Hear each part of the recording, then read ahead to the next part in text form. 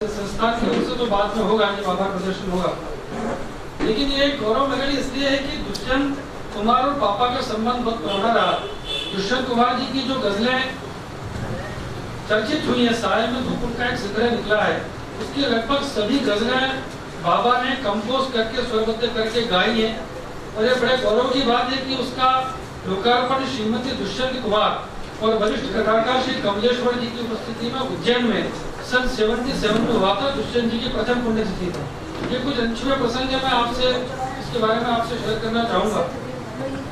दूसरा, एक हमारे परिवार के लिए 3 गौरव और हैं कि प्रख्यात दार्शनिक रजनीश ओशो, जिनको हम जानते हैं, वो पापा के क्लास फेलो थे, सागर विश्वविद्यालय में हम साथ में पढ़े हैं, और उनके भी कई पत्र और पापा का उन पर लिखे कुछ पत्र मेरे पास सुरक्षित हैं।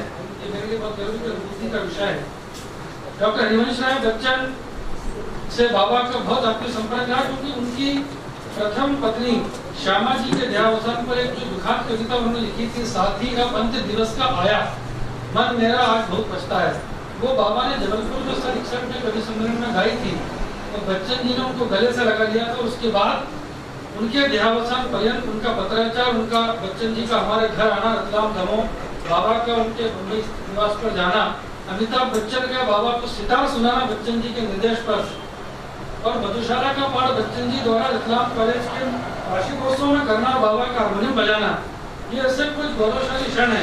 और इसी में क्षण वो भी है कि जब प्रख्यात पार्श्व गायक मुकेश के सामने बाबा ने सन 56 में सागर विश्वविद्यालय में एक गीत गाया था, आंसू भरी है जीवन की राहें, मुकेश जी के सामने उन्हीं का गीत। वो मेरे लिए बहुत बड़ा एक गौरव का, मेरे परिवार के लिए और परिवार के लिए, मैं सोचता हूँ पूरे मध्य प्रदेश के साहित्य जगत के लिए ये गौरव के क्षण है, गौरव की अनुभूति। जहाँ तक पांडुलिपियों का और दुर्लभ वस्तुओं का प्रश्न है, मैं कोशिश मैंने की है कि उनके निधन के 15 साल बाद तक हम उन चीजों को अभी तक सहजते आए हैं, और उनकी एक अब चूंकि कंप्यूटर की तकनीक है हमारे पास में, तो उनकी एक डिजिटाइज्ड कॉपी मैंने अपने पास सुरक्षित रखी है। और मूल प्रतियां मैंने यहाँ पर इसलिए संग्रहालय में लाजूकर जी के मार्गदर्शन में यहाँ लोकार्पित कर रहे हैं कि आने वाली जो पीढ़ी है, जो साहित्य प्रेमी, जो शोधार्थी है, वो जाने कि उस समय के रचनाकार क्या लिखते थे, और उनकी कविताएं, उनकी रचना आज कितनी प्रासंगिक है, और ज्यादा आज और भी ज्यादा प्रासंगिक है उनकी रचनाएं। वो कहा करते थे कि मशाल की तरह ना जल सकते हो ना सही, अगरबत्ती की तरह परिवेश को सुगंधित तो कर ही सकते हो। उनकी बहुत कविताएं हैं। और एक वो कहते थे कि बड़ों के पैर छूने का रिवाज इसलिए भी अच्छा है कि उनकी पैरों की बीमारियां जानकर तुम जान सको कि जिंदगी उनकी भी कठिन रही है, और कैसे कैसे संघर्षों में वो पलते रहे, और बदले में वो तुम्हें देते हैं अपने आशीर्वाद और कभी न खत्म होने वाले अनुभवों की उष्मा। ये उनका दर्शन था। अब आप आज की पीढ़ी के जो हम लोग हैं, या हमारे जो बच्चे हैं, उनके लिए ये कविता कितनी प्रासंगिक है अंदर आप लगा सकते हैं। आज के दौर में जब हम संस्कार हीनता की ओर बढ़ रहे हैं, जब हमारे बच्चे आज की जो संस्कृति है, चाहे इंटरनेट की हो, मोबाइल की हो, व्हाट्सएप की हो, उसमें जब घिरे हुए हैं, तब ये कविता निश्चित रूप से उन्हें मार्गदर्शन देंगी, उनकी हौसला अफजाई करेंगी और उनको संबल भी देंगी। एक दिनकर स्वर्णकर स्मृति सम्मान भी हम आयोजित करते हैं, और उससे हमने प्रख्यात समीक्षक डॉक्टर जय कुमार जलज, प्रोफेसर सरोज कुमार, श्री हरि जोशी और श्री प्रभु जोशी ऐसे कई साहित्यकारों को सम्मानित कर चुके हैं। और अभी 24 मई को भी मैंने मंत्री जी से अनुरोध किया था आपका, लेकिन प्रोग्राम हमने बहुत आपको आकस्मिक रूप से बताया था, मंत्री जी आ नहीं पाए थे। तो उज्जैन में हमने कार्यक्रम किया था 24 मई को, उसमें उनकी 10 चुनिंदा कविताओं पर संगीतबद्ध नृत्य प्रस्तुति हमने की। मुझे लगता है कविता के क्षेत्र में ये पहला प्रयोग है, और मैं उसकी सीडी भी किसी कार्यक्रम में यहाँ पर या किसी आयोजन में दिखाना चाहूंगा। वो एक बहुत बड़ा काम हिंदी कविता पर नृत्य की प्रस्तुति को लेकर हुआ। तो मैं अपनी बात को एक गजल के साथ विराम दूंगा। एक कविता उनकी और थी जो मैं आपको, जितने बुद्धिजीवी हैं उनको यहाँ सुनाना चाहूंगा, कि सत्य को जानते हो, सत्य को जानते हो और पहचानते हो और उसके दावेदार हो, तो आओ और ऊंचे स्वरों में करो उसका उद्घोष, क्योंकि बुद्धिजीवी जब गूंगों में शामिल हो जाते हैं तो गूंगेपन को ही उपलब्धि हासिल करने में लग जाते हैं। एक बहुत बड़ा प्रश्न मैंने आपके सामने छोड़ा है। मुझे आशा है कि आज के इस कार्यक्रम के माध्यम से उनकी जो रचनाएं हैं, उनकी जो धरोहरें हैं, वो नई पीढ़ी के लिए, उनके समकालीन रचनाकारों के लिए और शोधार्थियों के लिए एक मील का पत्थर साबित होंगी। क्योंकि दुष्यंत की स्मृति में संग्रहालय यहाँ पर लोकार्पित हुआ है 1997 में, और उन्हीं के संग्रहालय में बाबा की हम पांडुलिपियां धरोहर सौंप रहे हैं। तो उनकी एक गजल मैं प्रस्तुत करके अपना स्थान ग्रहण करूंगा, जिससे आगे की हमारी जो कार्यवाही वो प्रारंभ हो सके। हो गई है पीर पर्वत सी पिघलनी चाहिए, हो गई है पीर पर्वत सी पिघलनी चाहिए, इस हिमालय से कोई गंगा निकलनी चाहिए, हो गई है पीर। आज ये दीवार पर्दों की तरह हिलने लगी, आज ये दीवार पर्दों की तरह हिलने लगी, शर्त लेकिन है कि ये बुनियाद हिलनी चाहिए, शर्त लेकिन है कि ये बुनियाद हिलनी चाहिए, हो गई है पीर। सिर्फ हंगामा खड़ा करना मेरा मकसद नहीं, सिर्फ हंगामा खड़ा करना मेरा मकसद नहीं, मेरी कोशिश है कि ये सूरत बदलनी चाहिए, मेरी कोशिश है कि ये सूरत बदलनी चाहिए, हो गई है पीर। मेरे सीने में नहीं तो तेरे सीने में सही, मेरे सीने में नहीं तो तेरे सीने में सही, हो कहीं भी आग लेकिन आग जलनी चाहिए, इस हिमालय से कोई गंगा निकलनी चाहिए, हो गई है पीर। बहुत बहुत धन्यवाद। इतना सुरीला स्वर आपका और दुष्यंत कुमार के गजल को सुनना अपने आप में एक नया अनुभव होता है। ये गजलें जितनी बार सुनी जाए, और यदि आप लोगों ने इस गजल को हस्तलिखित रूप में नहीं देखा है तो इस परिसर से बाहर जाने से पहले आप जरूर देखिए ये किस रूप में दुष्यंत कुमार ने लिखी थी कि जम गई है बर्फ पर्वत सी पिघलनी चाहिए, इस पहाड़ी से कोई गंगा निकलनी चाहिए। लेकिन वो बदलते बदलते उन्होंने खुद इस तरह से उसे रचा और वो हम सबके सामने है।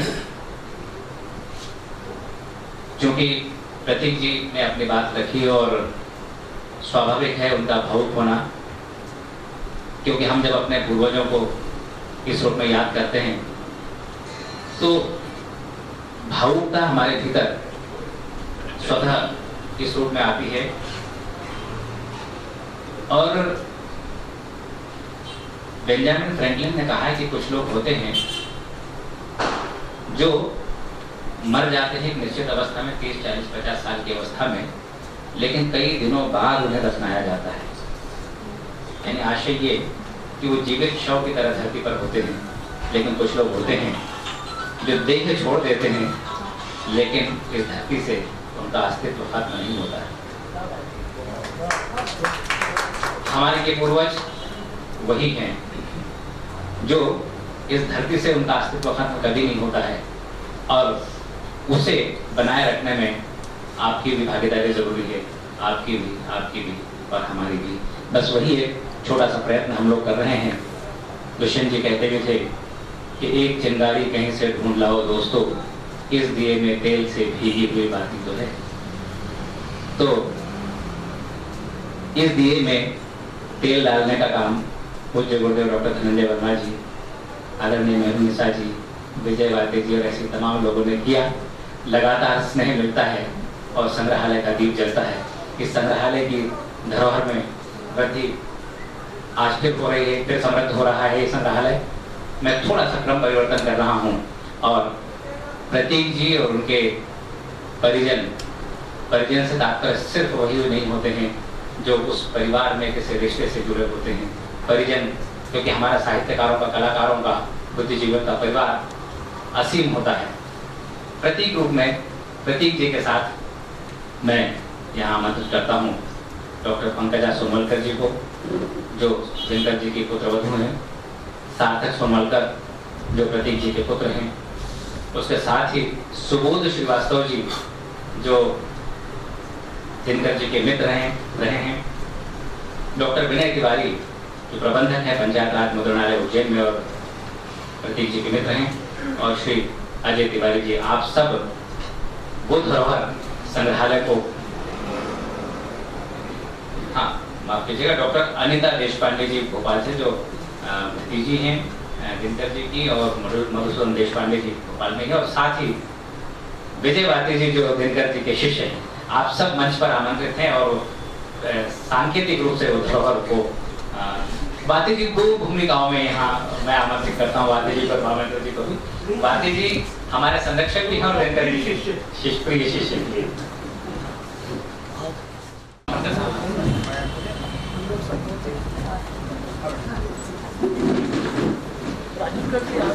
जी मैं नहीं, थोड़ा सा फैल जाए, थोड़ा फैल जाए। भाई साहब आप भी थोड़ा फैल जाइए, थोड़ा हाँ, दूर से हाथ बेटा आप भी थोड़ा सा, सर थोड़ा सा सर थोड़ा फैल जाइए।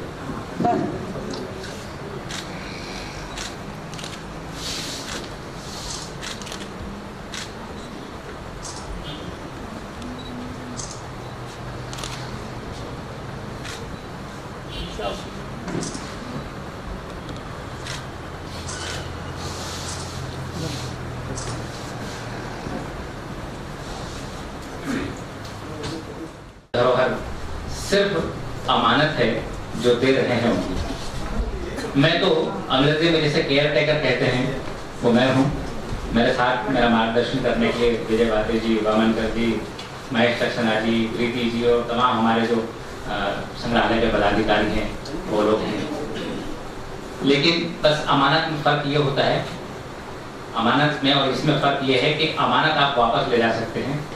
इसे अंग्रेजी में वन में आप कह लीजिए, यहाँ से आती तो है वापस नहीं जाती। हाँ, लेकिन जिस रूप में जाती है वो विस्तार होकर जाती है, वो शोधार्थियों के पास जाती है, वो विद्यार्थियों के पास जाती है, पर्यटकों की नजरों में जाती है।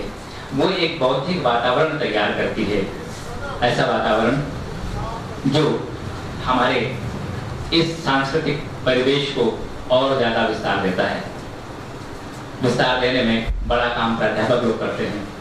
आज हमारे साथ हमारे मित्र डॉक्टर शैलेंद्र शर्मा जी हैं, पुराने शासक हैं विक्रम विश्वविद्यालय में, और दिनकर जी के बहुत प्रिय रहे हैं, प्रतीक जी के बहुत प्रिय हैं, और एक नई पीढ़ी तैयार करते हैं शैलेंद्र जी जैसे लोग। शैलेंद्र जी की विद्वता से मैं परिचित हूँ, मैं उनसे आग्रह करता हूँ कि अपनी बात रखें। डॉक्टर शैलेंद्र शर्मा जी। वागर्थाविसंपृक्तौ वागर्थ प्रतिपत्तये जगतः पितरौ वंदे पार्वती परमेश्वरौ।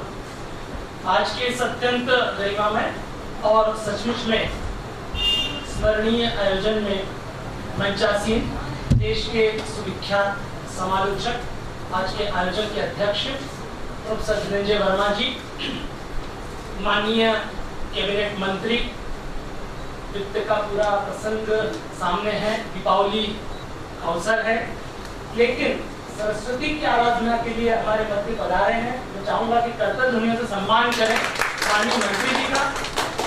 और बड़ी विपरीत परिस्थितियों के मध्य भी आपने धन की देवी की बजाय वाक्पुत्री के प्रति, और सचमुच में वाक्पुत्र थे दिनकर सोनवलकर जी, जिनके प्रति नमन भाव अर्पित करने के लिए आपने पधारे।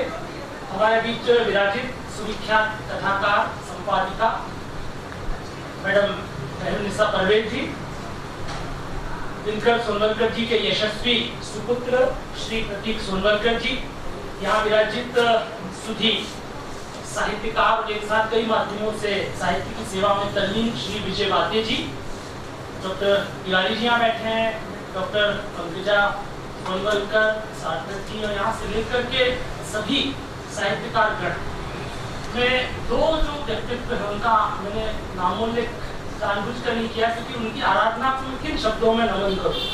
इस संस्थान के इस संग्रहालय के अध्यक्ष जी और राजू करार जी एक ऐसा व्यक्तित्व जो शब्द शिल्पियों के आसपास ही रहता है। लोग शब्द शिल्पियों के साथ कहीं न कहीं एक दूरी या संवाद बनाने की कोशिश में बने रहते हैं, लेकिन ये एक अद्भुत व्यक्तित्व है जो पिछले मैं लगभग 3 दशकों से देख रहा हूँ कि एक